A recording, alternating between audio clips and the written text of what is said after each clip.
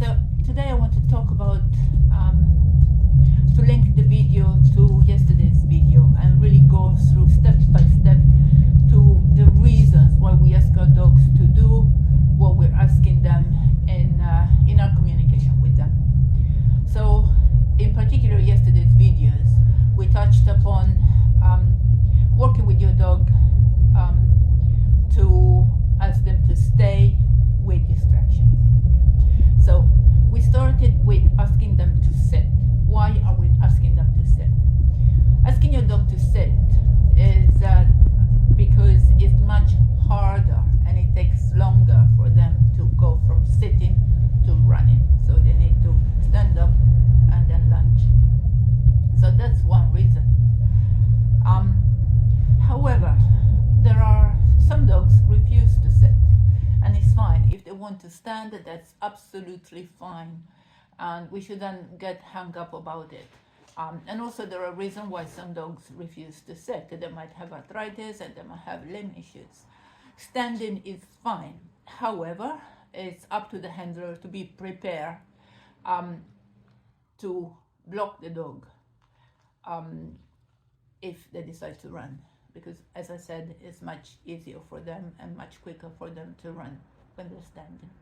So that's one reason, and it's important to understand why we're asking our dogs to do what we're asking them to do. It's important for us to understand.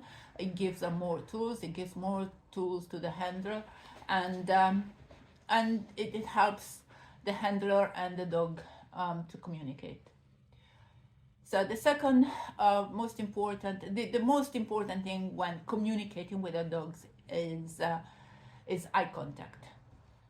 With eye contact, we can get a pretty good idea whether our dog has understood what we're asking them to do.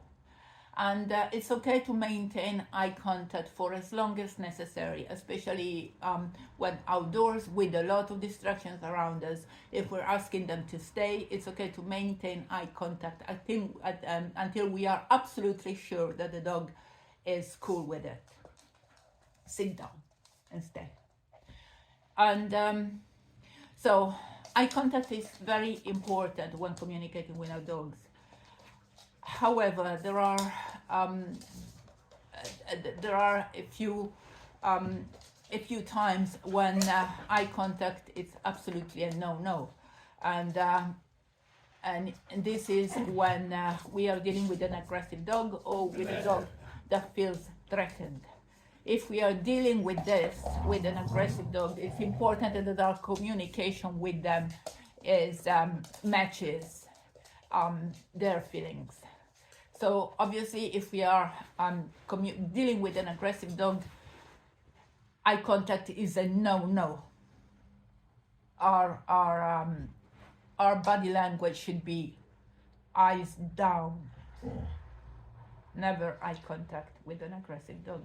We will go through it more in one separate video because I think it's very important, and it's very important to teach your kids. If you have kids around dogs, it's very important for them to get introduced to how best to respect dogs' boundaries and to listen to what the dogs are saying in certain moments. We could be dealing with a dog that we know very well, but they feel threatened, or they feel that something is threatening them in that particular moment, and it's important to know how to deal with them and how to respect the boundaries and how to communicate with them the best way. The third feature of communicating with our dogs, which is very important, is body language. So whenever I communicate with my dogs, there is oral, but oral is more for us than anything else, and then there is body language. And so I always link them together. So if I say sit, is sit, oral, and then sit, body language. And this is very important. So oral it's more important for us because it actually gives us a better understanding of how our body language is going to be. because we communicate to our mind, and our mind actually links it to the rest of our body. So it's more for us. However, communicate vocally with our dogs is also very important, because it could be that we have no whistle and we can't clap, we can't communicate with them, but only through our voice. So it's important to just teach a dog to actually respond to our vocal messages as well. So just a very quick demonstration of what we did yesterday with one of my dogs. So with all my dogs, I use toys as well as treats. Toys work just as well. So I just want to go through what we did yesterday very quickly. So sit. All right, so it's sit, stay. And then yesterday we did this, stay, everyone.